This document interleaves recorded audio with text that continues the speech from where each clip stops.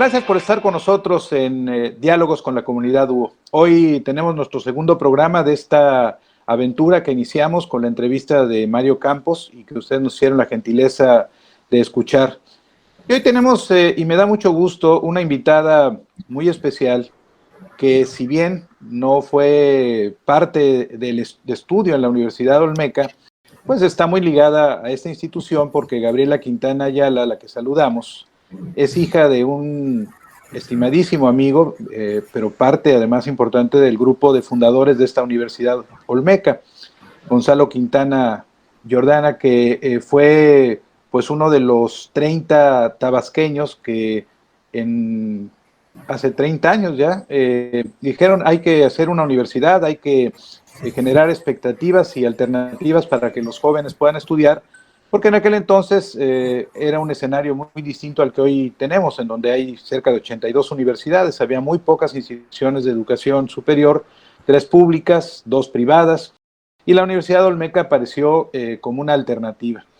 Gaby Quintana, a la que tengo el gusto de haber sido su maestro en una institución preparatoria junto con su hermana, pues ella decidió irse a Puebla, un estado de la República que, como todos ustedes saben, tiene una muy larga y muy justificada tradición educativa, con muchas instituciones de educación superior, más de 200 instituciones públicas y privadas hay en el estado de Puebla. Gabriela, bienvenida a este programa de Diálogos con la Comunidad UO. Nos da mucho gusto que hayas aceptado ser parte de este segundo programa. Muchas gracias por la invitación a esos diálogos de la universidad. La verdad me siento muy honrada porque aunque no haya estudiado ahí, me siento parte del proyecto.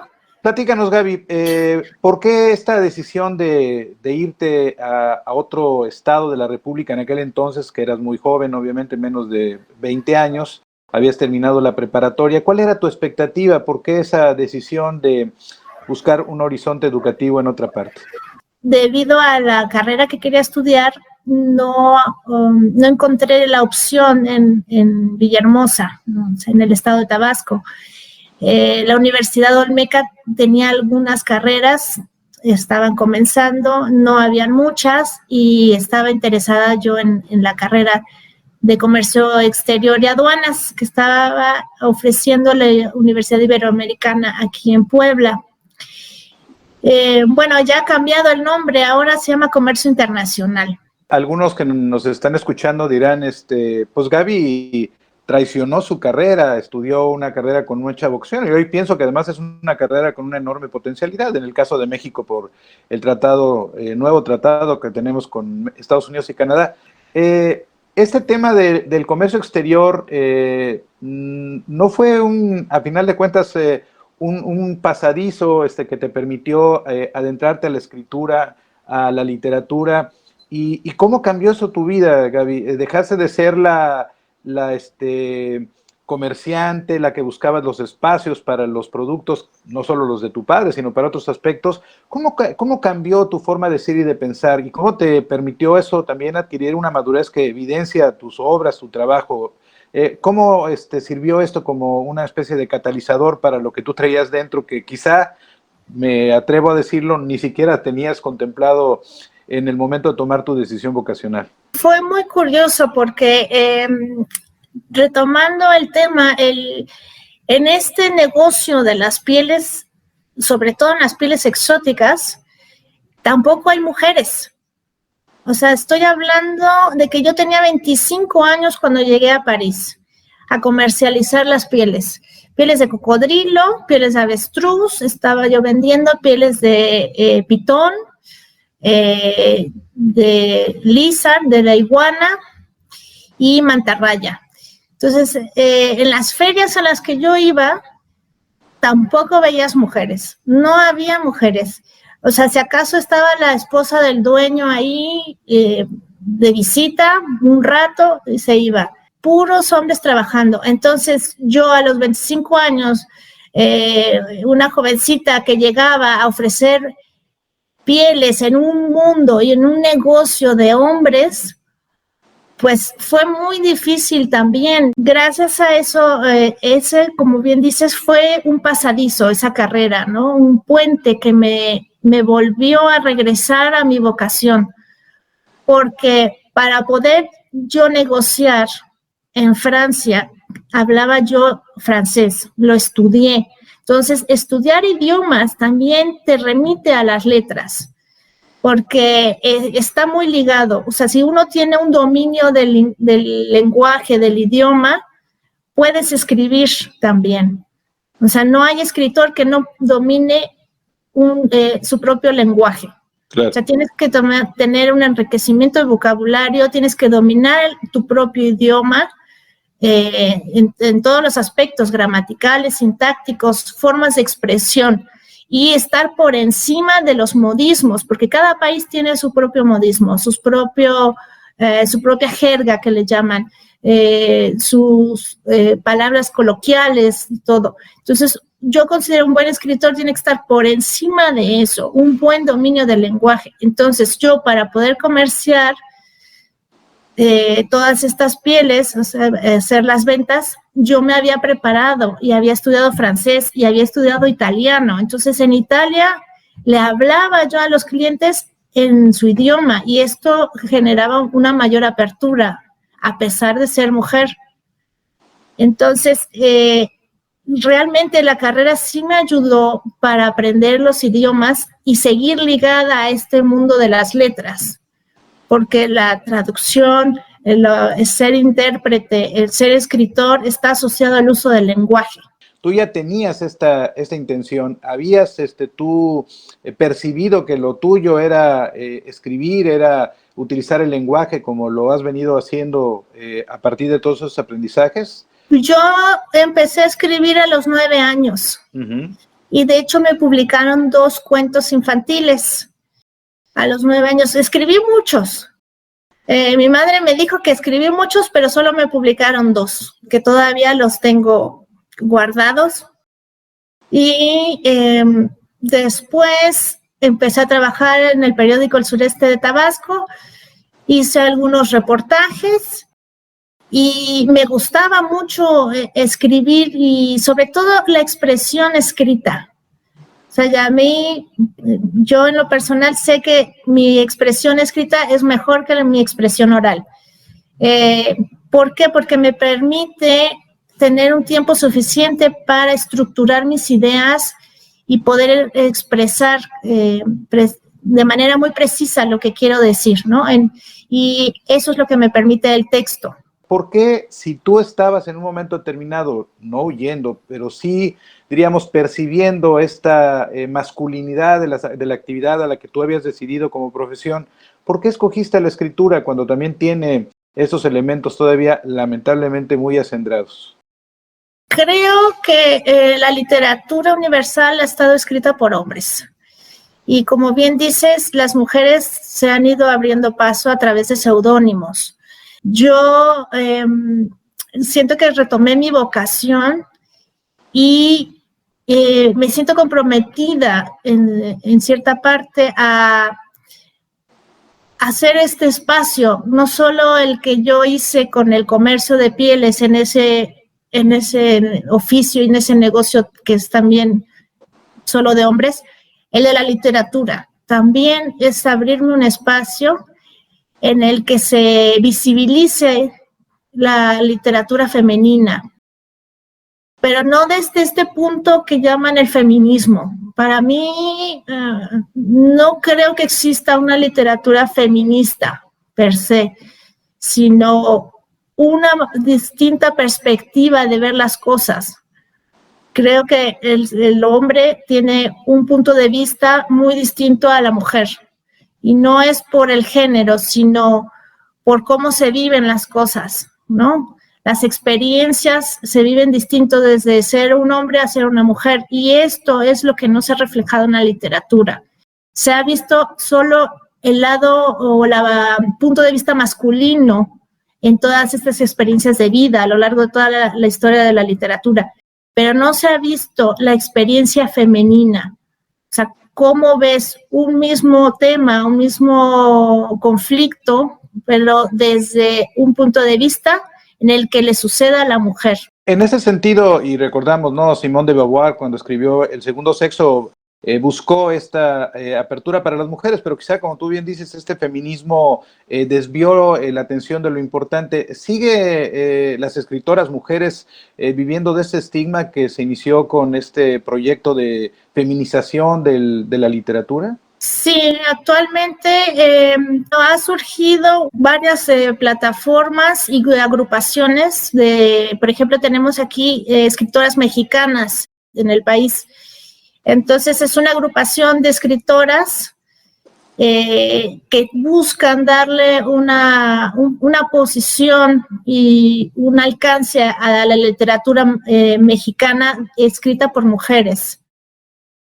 Pero toman como tema central el feminismo. Entonces, hay muchas posiciones, tanto en contra o a favor de cómo tomar el feminismo, o sea, porque hemos visto marchas que han habido violentas, hemos visto demostraciones colectivas, por ejemplo, en Chile, donde salen a pedir derechos que antes estaban negados a la mujer, pero salen desnudas o salen a rayar paredes, a hacer vandalismo. Entonces, aún no se define bien el concepto de feminismo, ¿no? Porque las mujeres actualmente están entre dos extremos.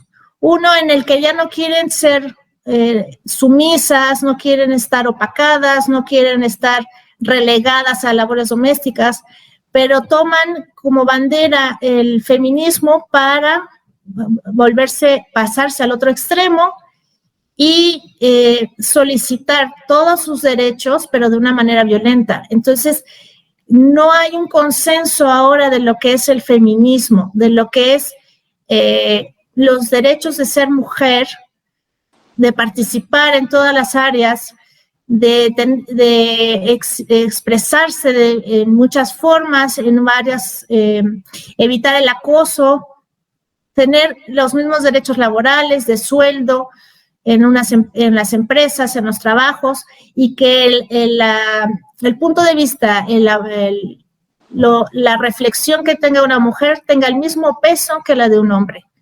Entonces, es muy complicado explorar lo que es el tema del feminismo en literatura, porque a raíz de estas cosas violentas, pues caen como un estereotipo, un cliché en el que va a ser de manera violenta esa toma o esa búsqueda de igualdades, porque no buscan una igualdad en cuanto a derechos, sino una igualdad en cuanto a que lo mismo que representa el hombre lo haga la mujer, pero físicamente somos distintos. Entonces, hay cosas que una mujer no puede hacer y sin embargo buscan que haya una igualdad incluso en cuanto a oficios y trabajos biológicos, que no es posible. Comparto contigo, muchas mujeres han optado por una literatura intimista, ¿no?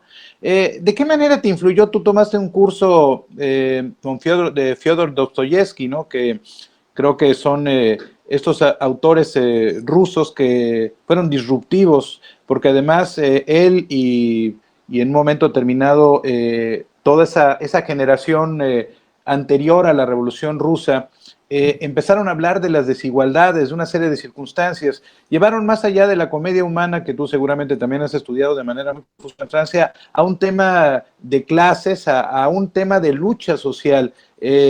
Los hermanos Karamazov, ¿no? De Dostoyevsky, pues habla de esta ruptura, ¿no? En una familia, pero también de una familia que tiene no solamente este aspecto interno del hogar, sino lo que sucede al exterior. ¿Qué tanto influyó esto en tu literatura, esta forma de entender que la descripción no puede ser interna, sino que tiene que extrapolar, salir más allá del cuerpo y ver el entorno social en el cual estás viviendo? Sí, a mí me gusta mucho lo que es la escuela rusa, de todos sus autores. Yo creo que en Rusia se vivió problemas y conflictos sociales muy fuertes, que como país ha ido transformando mucho y cambiando mucho. con muchas rupturas en cuanto a lo económico, lo social y lo psicológico. En mí ha influido mucho tanto la literatura rusa como la literatura inglesa. Lo que es uno de mis autores favoritos es Dostoyevsky, como bien decías, y Oscar Wilde. En cuanto a la literatura rusa, pues sí, hay una disrupción entre los derechos sociales que tienen los rusos y lo que pasaron de los zares a la época moderna. Yo creo que eso también lo hemos vivido en México, desde luego desde otra manera, pero al final los mismos derechos que piden las mujeres en Rusia los han pedido en todos los países. Es el mismo conflicto de abrirse un espacio, de crear los mismos derechos, tanto en la familia, desde el entorno familiar hasta el entorno social y laboral. Entonces, pues yo no trato de copiar ninguna literatura, pero sí se puede ver en mis escritos muchas de esas disyuntivas económicas y sociales, sobre todo culturales y de pensamiento. Voy a parafrasear una obra de Oscar Wilde, la importancia de llamarse Ernesto, la importancia de llamarse Gaby en el tema de la literatura.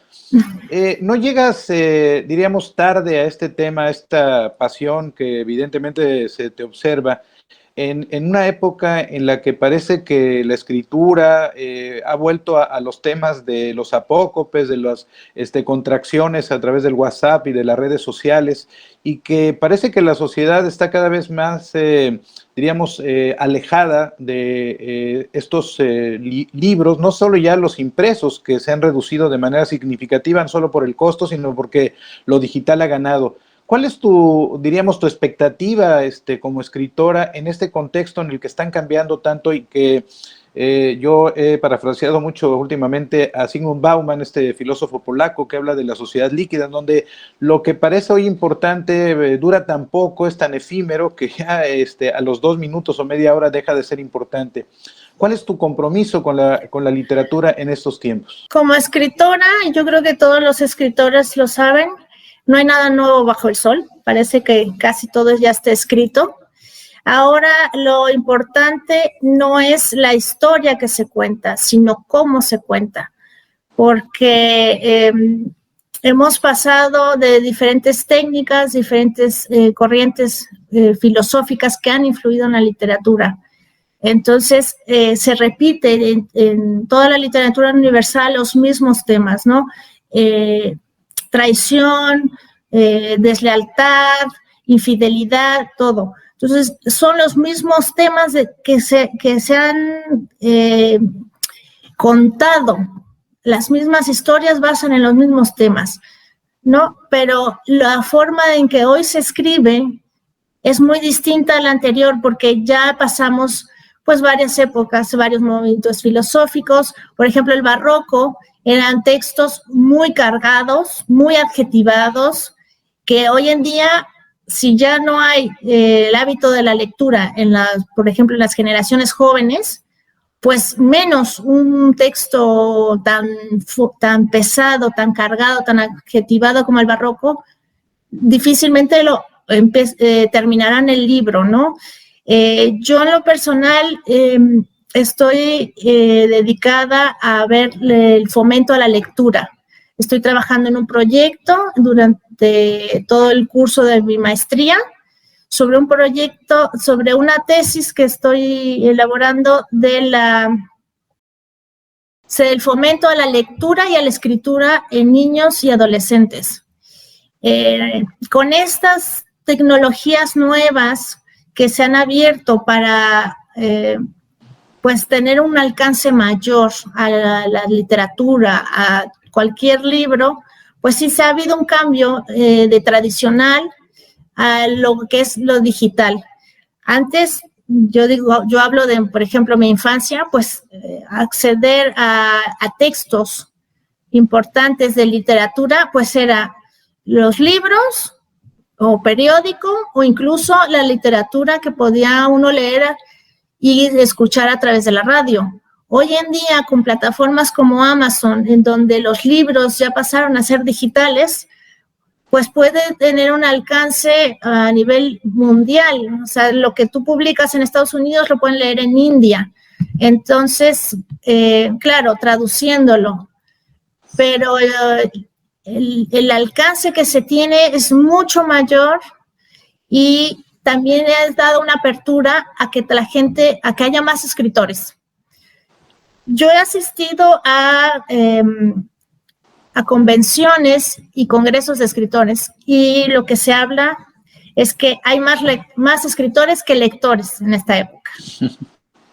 Entonces, digamos que el gremio de escritores está muy saturado. O sea, la apertura de las redes sociales, del internet, con blogs, con Facebook, con Amazon, con páginas web, o sea, cualquiera tiene acceso a publicar un texto.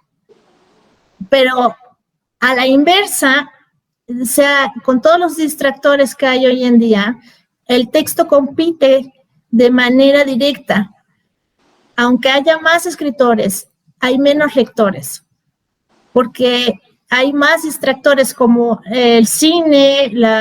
El cine ya ahora se puede ver desde una computadora, desde un celular, desde un iPad. O sea, tenemos acceso a plataformas que te ponen el cine en casa.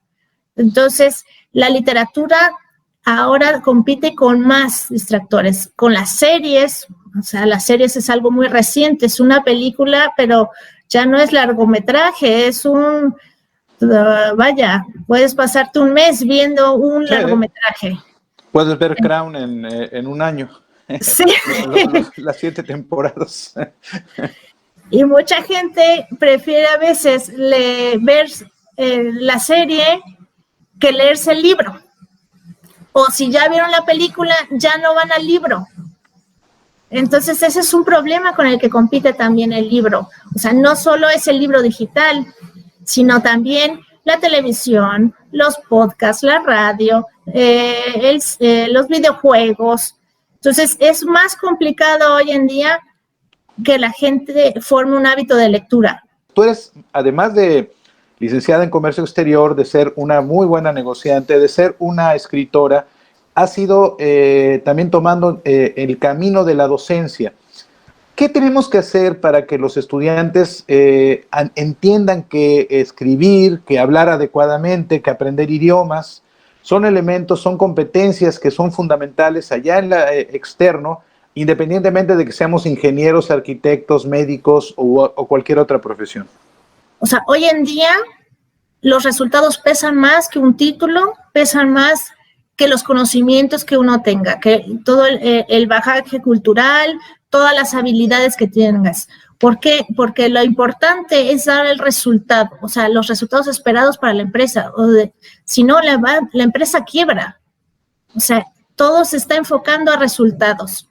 ¿Por qué? Porque tenemos muchas herramientas para llegar a esos resultados. Lo importante es cómo las utilices y cuándo las utilices en el momento correcto para que la empresa obtenga esos beneficios que está esperando de todo su personal. Yo escribí un artículo precisamente sobre la educación en estos tiempos, en el que, pues, la contratación se basa en los títulos que tengas, ¿no? Aunque muchas universidades, como en el caso de España, que pasó cuando yo vivía ahí, algunos políticos, pues, compraron su máster. Entonces, tuvieron que dejar el puesto y es ese status quo en el que vivimos, en el que un título representa lo que tú sabes. O sea, pero viene siendo un cliché. No es necesariamente un título, un papel, la representación o el contenido de todo lo que tú sabes, porque en esta época nos hemos vuelto muy autodidactas. Está toda la información en la red. Cualquier momento que necesites algo, consultas ahí el navegador y encuentras todo. O sea, todo está a nuestro alcance. Estamos en la época de la información. Entonces, lo que importa ahora es cómo utilizas esa información, cómo la manejas para poder dar los resultados esperados. La habilidad más importante es saber la crítica, el análisis, la comprensión del texto y en qué manera te puede ayudar a formar nuevas formas de pensamiento, nuevos criterios y nuevas posibilidades, porque eso es lo importante de la lectura, o sea, encontrar nuevas posibilidades para resolver problemas de la vida cotidiana. ¿Cómo observas tú al maestro, no digo del futuro, el maestro que hoy tiene que actuar en ese contexto de la nueva normalidad que estamos viviendo? Lo que puede hacer es orientar al estudiante a cómo buscar, cómo investigar, cómo desarrollar ideas, hacer análisis reflexivo, crítica, y cómo ver desde un tema, por ejemplo, la desigualdad social que tenemos aquí en México, la desigualdad económica, verlo desde muchas aristas. Entonces, eso te obliga a sacar nuevas propuestas para soluciones y encontrar los resultados.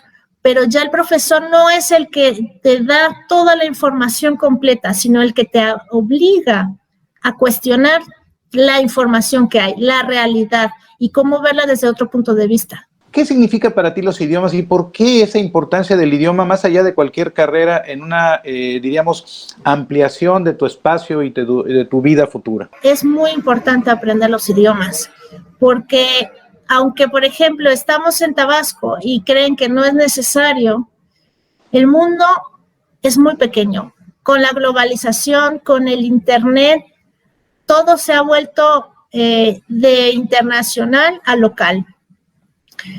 Muchos textos están en inglés. Si, por ejemplo, un médico quiere saber las últimas novedades de la vacuna de COVID, tiene que acceder quizá a los estudios que se han hecho en Estados Unidos sobre la vacuna. Y lo tiene que saber en inglés. Incluso si de la vacuna Sputnik, los textos están en inglés. O sea, y no solo para los médicos, hay muchas profesiones en las que se necesita estar actualizándose y no todo está traducido rápidamente al español. O sea, tarda también en una traducción. Aunque hay los elementos de traducción en línea, todavía no compiten directamente con un traductor profesional, ni con un intérprete. A mí un periodista hace muchos años me lo dijo, creo que era un periodista norteamericano. ¿Tú quieres conocer la realidad de México? Lee prensa extranjera, porque la prensa extranjera no está alineada a la ideología política que reina en el país. Bueno, Gaby, pues la verdad que ha sido un lujo platicar contigo. La verdad que me siento muy pues emocionado de ver cuando uno conoce de muy joven a las personas y observa su crecimiento, su madurez, su desarrollo, pues obviamente es muy satisfactorio y me da mucho gusto. Seguro tus padres están muy orgullosos de ti y yo como tuve la suerte de ser parte de esa formación, aunque espero no te haya desvirtuado mucho, me siento muy orgulloso. Gracias. No, muchas gracias. Para mí, bueno, yo lo recuerdo de mi adolescencia como el mejor profesor que tuve. De verdad, a mí me dejó marcada de por vida y me dio el gusto por la historia. Sus clases de historia eran fenomenales. Y de hecho, me inclino a la novela histórica. Bueno, pues hay muchos temas sobre los cuales platicar y yo te pediría que por favor nos dieras la oportunidad de que nuestra universidad pueda aprovechar el gran caudal de experiencia y de capacidad que tienes, porque hay muchas áreas en las que podemos encontrar una sinergia contigo. Gaby, muchas gracias por haber aceptado ser parte de este segundo programa de Diálogos con la Comunidad Olmeca. Seguramente quienes nos escuchen o nos escucharon en este programa, pues habrán visto a una mujer muy bien formada, muy capaz y que obviamente puede ser un ejemplo para muchos hombres y mujeres, ¿no? Porque no hay que ser distingos de lo que es el esfuerzo, el trabajo y sobre todo la claridad de las ideas. Gaby, muchas gracias, te mando un abrazo afectuoso y espero que pronto se lo pueda dar de manera presencial. Estuvo con nosotros Gabriela Quintana Ayala y fue para nosotros un lujo, y para nosotros en la Universidad Olmeca, para la comunidad de la universidad, el haber generado este segundo programa. Espero que nos sigan en la serie. El próximo programa será una entrevista con Carlos Salazar, un especialista en políticas públicas, que nos hablará de eso tan importante que ya precisamente Gaby comentaba, cómo cambiamos esta dinámica del desarrollo económico siendo mejor distribuidores de la riqueza y no de la pobreza. Hasta la próxima en Diálogos con la Comunidad de la Universidad Olmeca.